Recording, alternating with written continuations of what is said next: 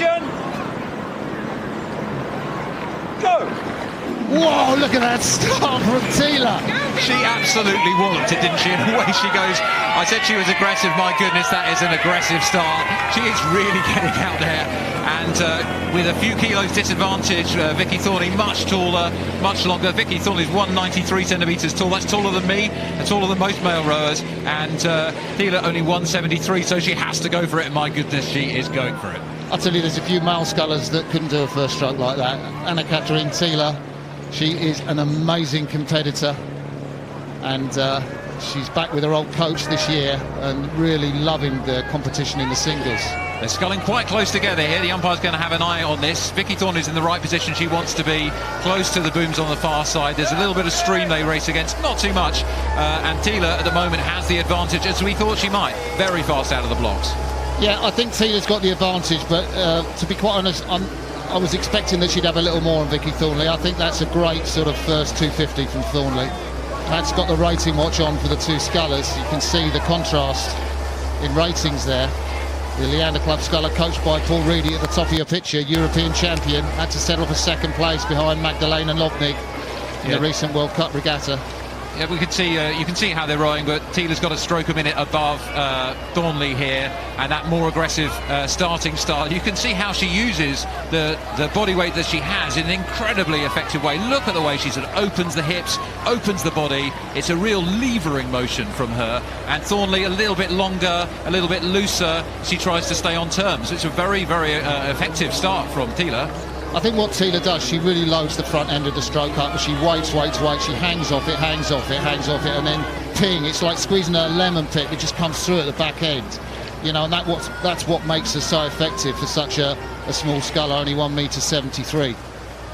So Thornley, it's a home stretch Leander Club here at Henley on Thames. It's her first Henley Regatta for 4 years. Often the national team aren't able to compete here because of other timing commitments. Well, the World Championships are a bit later this year, so we've seen lots of British crews competing. Home advantage should be worth something because the course, of course, is not laid out in 250, 500 metre signs, so it's harder to read where you are. You've got this match racing format, 1 against 1. You're racing against the stream here, and at the moment Thornley is looking across, making sure she stays in contact. Martin? Yeah, I don't think that was a full-on look at all. I mean, if she looked at the splits in Poznan when they last raced, she knows that she probably had a 3/4 of a second quicker second quarter than Anna-Catherine Thiele. So, you know, between now the barrier and Thornley the halfway mark, Thornley would expect to really edge in front and probably, you know, get a bows in front of Tila as they hit the halfway mark. Yeah, so this is where we're expecting to see a gap start to open up in Thornley's favour. The question is, how long can she maintain that? She's moving out towards the middle of the course. It looks like an almost deliberate move to get closer to Tila. Maybe she's trying to intimidate, I don't know, but she's made a course connection there so that they are both together towards the centre. Umpire Richard Phelps stands up and keeps a watchful eye on the race, make sure the crews don't come too close, as Thornley looks as though she moves again towards the centre of the river, and she glances across at Tila, who is maintaining her pace a bit unexpectedly versus her Poznan form. And do you think Thornley will be worried here, or do you think she'll be confident? No, I don't think Thornley's happy there. I think she seems to be doing a lot of work on her left-hand scull, and I know Paul Reedy's done a lot of technical work on that. He's had exercises where, as she comes forward and recovers, she just places her hand on the scull, doesn't really hold it. And it does seem to me that she's doing a lot of work on that left-hand side. Yeah, if I look at the boat, every time she comes forward and the oars are out of the water, the boat is turning towards us, turning towards the centre. I wonder whether it's seaweed. I think there's a bit of seaweed caught on that boat. Yeah, she could well I have don't something. know. There is weed on the course, but it could be. I've done it in myself when you get a bit of weed, and that could be the thing. She's got a bit of weed trailing off the fin, and that's why she's having to correct. And she looks across, so she's not coming across deliberately, but you know, that is why she's working on the left. I think, you know, that's race done and dusted, because if she's got weed on that boat, she's not going to win this contest. I'm buying your theory, Martin, here. So these boats have a small fin somewhere under the canvas in front of the rower at the back of the boat, and that fin can sometimes just collect something on it. That would be an explanation as to why she's finding her boat twitching. A very, very inefficient way to row if the boat's twitching and snaking every stroke she's having to correct. I tell you, the only thing you could do, which is completely counterintuitive, is hold the boat up, back it down, get rid of the weed, and you know, nobody's going to do that in the final of the Princess Royal Challenge on the Poznan Cup. form, she hasn't got sort of 8 seconds in hand that you'd need to do that, maybe 10 seconds. So this is a real challenge for Thornley. This is not the way you'd want to row. The only other help is that whatever's impeding her boat will somehow drop off, but you can still see the way it's snaking between strokes. She's having to overwork that left shoulder down higher than the right shoulder, almost like a rower rather than a sculler where you'd expect the shoulders to be flat. Yeah, I mean, we don't know that there's anything caught on us, we're just assuming, because we would have expected the Leander Club sculler to come through, and there's a shot of the stern. You can't see any water snaking up or trailing to suggest that. It's the smallest little thing. Just a leaf can just really throw you off. These boats are so sensitive. Okay, so what's going on here, I think, is we're not seeing Thornley with the distance advantage we expected. We're seeing something strange going on with her boat, apparently. It's not driven by a crosswind. There's not very much crosswind here at all, so it's not clear what's causing this unexpected turn of events. Let's talk about Anna-Katrin Thiele, the Viking Leipzig sculler, coached by Angie Nowak, the former East German international oarswoman. She's right up there, and you know, she's going to put her name on this distinguished list of winners, which includes Olympic champions Mika Napkova, the German Katrin Rutschjold, Ekaterina Karsten. You know, they're all Olympic winners. Marnie McBean, Emma Twigg.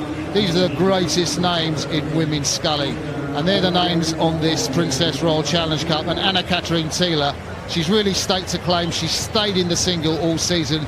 Misfortune for Vicky Thornley, but you've got to be there, you've got to be in the position to take advantage of it. Absolutely, and if you want to be somebody who's going to take advantage of something like this, you'd probably pick somebody who's been an Olympic silver medalist in 2008, Olympic silver medalist in 2012, and a gold medalist in 2016. This is somebody with a ton of experience. She's not going to let a moment like this go to waste. And look at her stretching out, and beautiful sculling as she comes towards the enclosures and the final stages of this Princess Royal Challenge Cup here at Henley. I'm looking down the course. There's still quite a way for them to go. They're probably about 450, maybe just 500 metres to go. And of course, I don't think Anna-Katrin Thiele will know what happens. She'll just think that Vicky Thornley's having an off day. But it's a great moment for the Viking Leipzig sculler. I think she's going to come here with a bit of, you know, distance between her and a competitor. Down the enclosures, the German's going to be loving this and soaking up the applause. Yeah. And you've got to feel for Vicky Thornley. This is not the race that she was planning to have. She looks absolutely shattered, which is not something you'd expect an athlete of her fitness either to be experiencing at this point in the race. So really tough day for her. No, and I have to say, you know, the stuff that Matt and I have been talking about, the possibility of weed or on a fin, we haven't had confirmation of that. That's just us as commentators trying to make sense of what we're seeing. But you can see now that beautiful poise of Anna-Katrin just at the front of the stroke. You know, most of the work happens on the front of the stroke. Just load it up, be patient. It's counterintuitive. You've really got to just sit and wait for the boat to come underneath you, and then you feel that ping as it comes off. But again, Martin, here from this shot we can see Anna-Katrin's boat is running straight as a die, and Vicky's still struggling. So the boat's still snaking along the river in a really inefficient way. That doesn't look like it's her fault. It's very hard to replicate that motion even if you wanted to. So this is going to be an amazing victory for Anna-Katrin. It's her first race at Henley, and she really wasn't sure that she was going to be in this position at all. So I look out now, and she's really just edging ever closer towards me. Anna-Katrin Thiele, the German Olympic champion in women's quadruple sculls, adds another distinguished title, a very distinguished title to her laurels. The Princess Royal Challenge Cup is yours, Anna-Katrin, and she cannot believe it. That is a fantastic result for the Leipzig scull. You can see what it means to her. She is overjoyed. And Vicky Thornley, she has had to struggle, we think, with a piece of weed on a boat. We'll have to have confirmation of that when she finishes, but it wasn't the day for Vicky Thornley today. Confirmation there, Tila beat Thornley. Yeah, Thornley acknowledges, and Tila is the Henley winner of the Princess Royal Challenge Cup.